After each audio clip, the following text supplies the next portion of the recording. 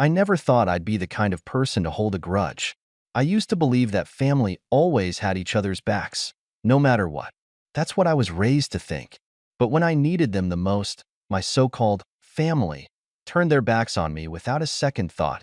It all started 3 years ago when my life fell apart overnight. One moment, I was healthy, working a stable job, and planning my future.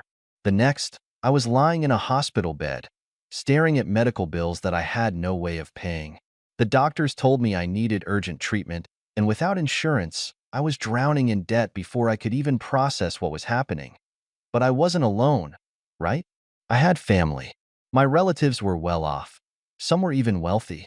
My uncle ran a successful business. My cousin bragged about her multiple investment properties. And my parents, well, let's just say they were never shy about reminding me how comfortable they were in retirement. So, I swallowed my pride and reached out. I wasn't asking for charity. I made it clear. I just needed a loan, something to help me stay afloat until I recovered and got back on my feet.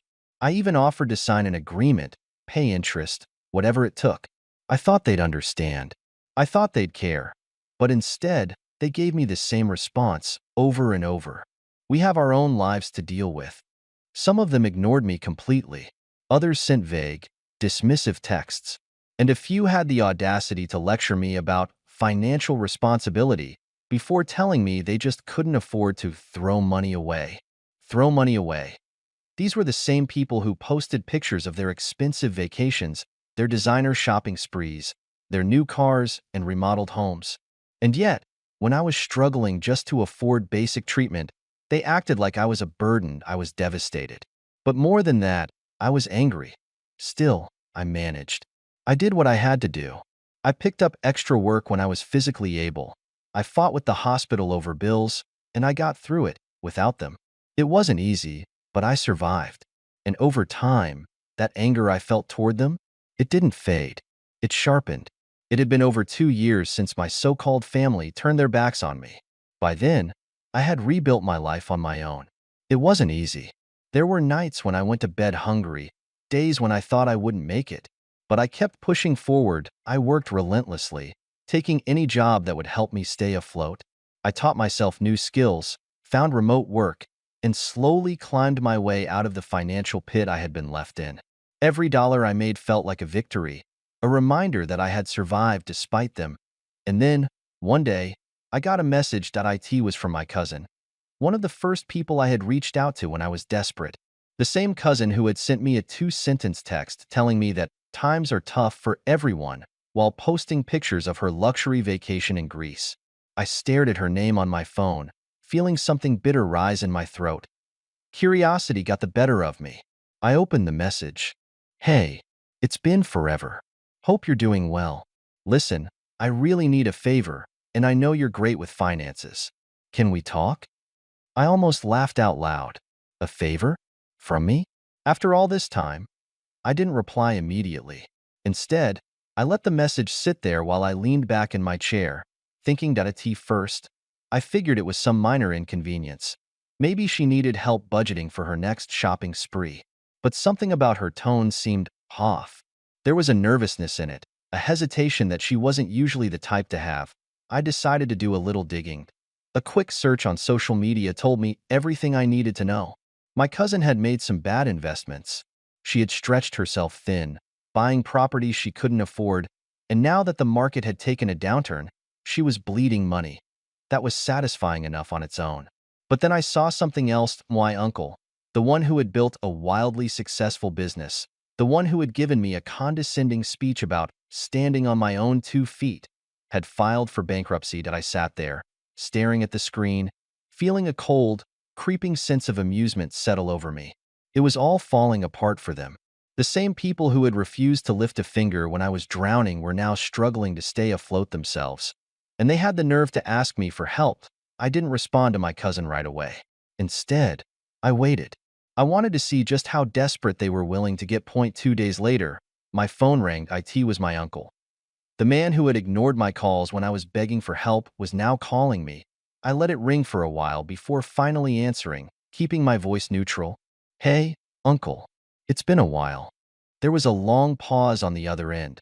like he was struggling to find the right words. Finally, he cleared his throat. Yeah, it has. Listen, I won't waste your time. We're in a bit of a tough spot right now, and I was wondering if you'd be willing to help out. I almost wanted to drag it out, to play dumb, to make him say it. But I already knew what he wanted. Help out how? I asked, keeping my tone light that he hesitated. Well, you've always been smart with money, and I know you've been doing well for yourself. We just need a little support to get back on our feet. We, the same we that had left me to suffer alone. I leaned back in my chair, feeling something cold and sharp settle in my chest. This was it. This was the moment I had dreamed about for years, and I wasn't about to waste it. Oh, I'd love to help, I said, letting just a hint of amusement creep into my voice. But, I have my own life to deal with. Silence. Pure, beautiful silence. I could hear him processing my words, could almost feel the moment he realized I was throwing his own excuse back in his face. But I wasn't done yet. Besides, I continued, I wouldn't want to throw money away. I could hear his breath hitch. That was exactly what he had told me years ago when I was desperate for help. He stammered for a moment, trying to recover. Look, I know things were rough before, but this is different. We're family. Oh, now we're family? I interrupted, my voice turning cold. Funny, I don't remember feeling like part of a family when I was in the hospital, wondering how I was going to survive. Another pause. Then, finally, he muttered, I see how it is. I smiled to myself. Yeah, I guess you do. And with that, I hung up. But this wasn't over yet, because the begging was only just beginning. Hanging up that call felt like winning a battle I had been fighting for years. But I knew it wasn't over. No, this was just the beginning. Because when people like my family fall, they don't go down quietly. They scramble, they claw, they beg, but only when they realize they have no other options. And suddenly, I was their only option. See, what my uncle said was true. I was doing well for myself, better than well. I had spent the last 2 years grinding, working harder than I ever had in my life. After clawing my way out of medical debt, I made a promise to myself. I would never be that vulnerable again.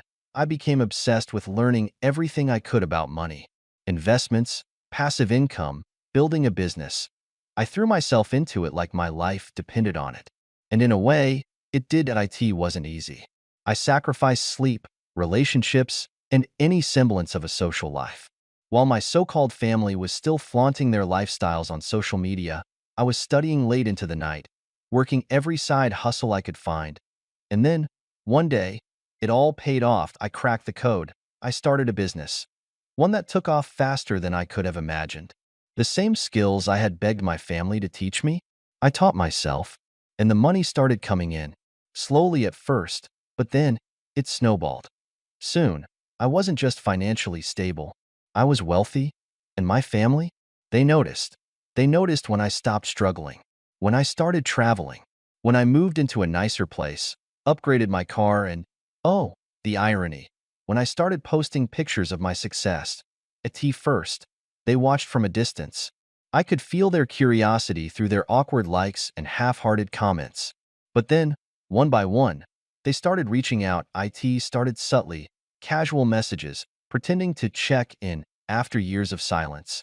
My parents sent a "hope you're doing well" text out of nowhere.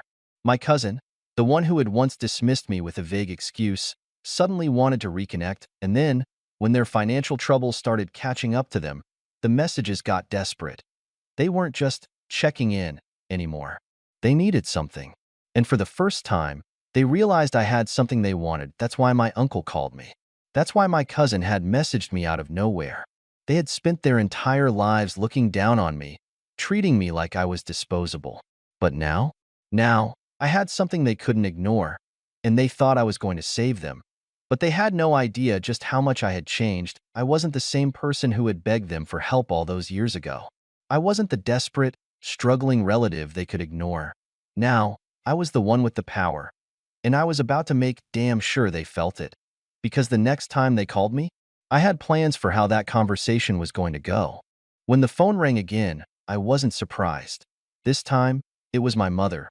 Now, let me be clear. My parents weren't destitute. They weren't on the streets. They weren't in any real danger. But for the first time in their lives, they were feeling the kind of financial stress that I had begged them to help me with years ago. And suddenly, all those times they told me, "We have our own lives to deal with," didn't seem to apply anymore. I let the phone ring. Once, twice, three times, then I picked up. "Hello?" I said, my voice calm, controlled. There was a pause.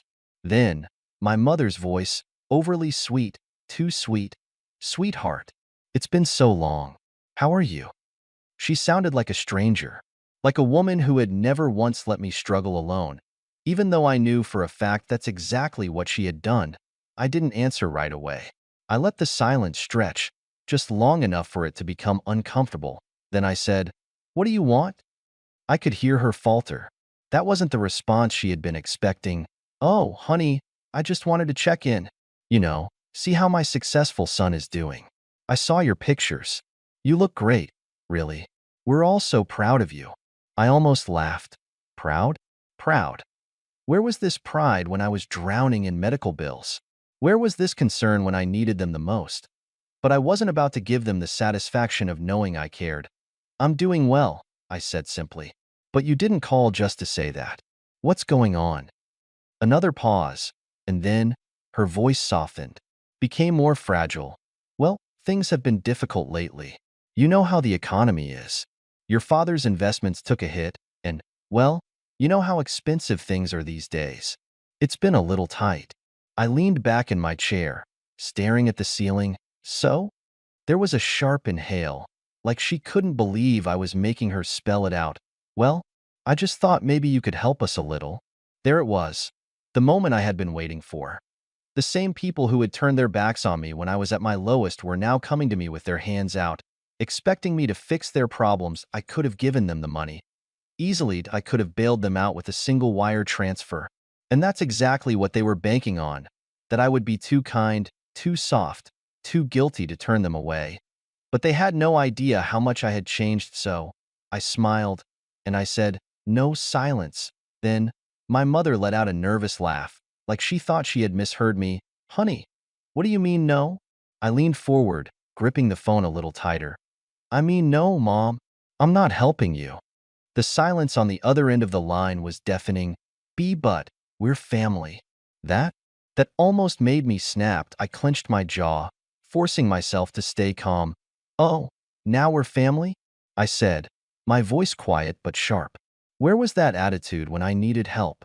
When I was drowning in medical debt, and you all acted like I didn't exist? "That was different," she protested. "We were busy. We had your own lives to deal with." I finished for her. There was nothing but silence. And for the first time in my life, I realized something. They didn't regret what they did. They weren't sorry. They just hated that the roles had reversed, that I now held the power. And I wasn't going to let them use me, so I took a deep breath and said, "I learned a lot when I was struggling, Mom. I learned who I could count on, and who I couldn't." Then, before she could say another word, I hung up. And as I put the phone down, I realized something else. I didn't feel guilty. Not even a little. Because for the first time in my life, I was truly free. But little did I know, my family wasn't done yet. They weren't going to take no for an answer. And what they did next would prove just how desperate they really were. I should have expected it. I should have known that a simple no wasn't going to be enough for people like them. Because when entitled people lose control, they don't accept it. They don't take the loss with dignity. No, they try harder. And that's exactly what my family did. It started with messages.at first. They came from my mother. "Mom, I don't understand why you're being like this. We're family. Families support each other. Mom, this isn't fair. We helped raise you. You wouldn't be where you are without us. Mom, just think about it, okay? Don't let resentment cloud your heart." I ignored them. Every single one. Then my uncle joined in. "Uncle, heard you're too good for your own family now? Uncle, money changes people. Just don't forget where you came from." That one made me laugh. Where I came from? The struggle I had to go through? They had the nerve to act like they had any part in my success when they had left me to rot. I didn't even bother responding. And then the messages changed. They weren't polite anymore. Mom texted, I can't believe you're this selfish. We're struggling and you just sit there doing nothing? Then she texted again, you're rich now. It's just money. You wouldn't even miss it. Cousin texted, wow, really? After everything? You're disgusting. I could feel their anger through the screen, their desperation leaking into their words. And then came the guilt trip messages from Mom. Your father isn't well. The stress is affecting his health. I hope you can live with yourself when something happens to him. That one made me pause. Not because I believed her. No, I knew my father. He was fine. But the fact that she would go that far to manipulate me, it was pathetic. And it told me one thing. They weren't just struggling. They were sinking. But nothing prepared me for what came next. Because they stopped with the messages. And they started showing up. It happened on a quiet afternoon. I had just come back from a meeting, feeling good about how things were going. Business was thriving. I had some major deals in the works, and for the first time in years, I felt completely in control of my life. Then the doorbell rang. I checked the security camera on my phone, and there they were. My mother, my father, and my uncle, standing outside my home. They had never been here before. They had never even asked where I lived. But here they were, on my doorstep. I let out a slow breath, staring at the screen. I could see it in their faces, the forced smiles, the tension in their eyes. They weren't here to talk.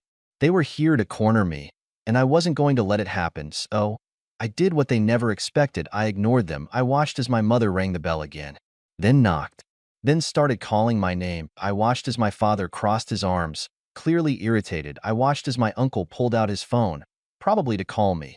Another call I wouldn't answer, and then I turned off the camera, and I let them stand there. Because if they had taught me anything, it was that sometimes the best response is silence. But they weren't done, no, not yet.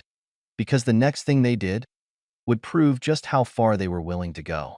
I let them wait 0.5 minutes, then 10, then 15. I wondered how long they'd last before they gave up.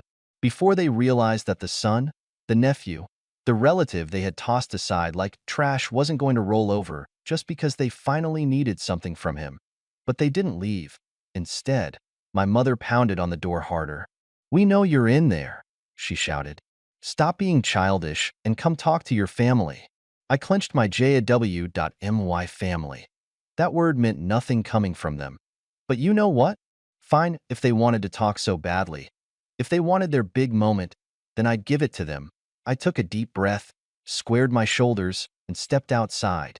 The second I opened the door, my mother's face twisted into a look of exaggerated relief, like she hadn't been just moments away from screaming. Finally, she huffed. Why were you ignoring us? I folded my arms. Because I don't owe you anything. And I figured if I ignored you long enough, you'd get the message and leave. Her mouth fell open slightly, as if she couldn't believe I was actually saying it. My father scoffed. What kind of way is that to talk to your parents? I turned my gaze on him.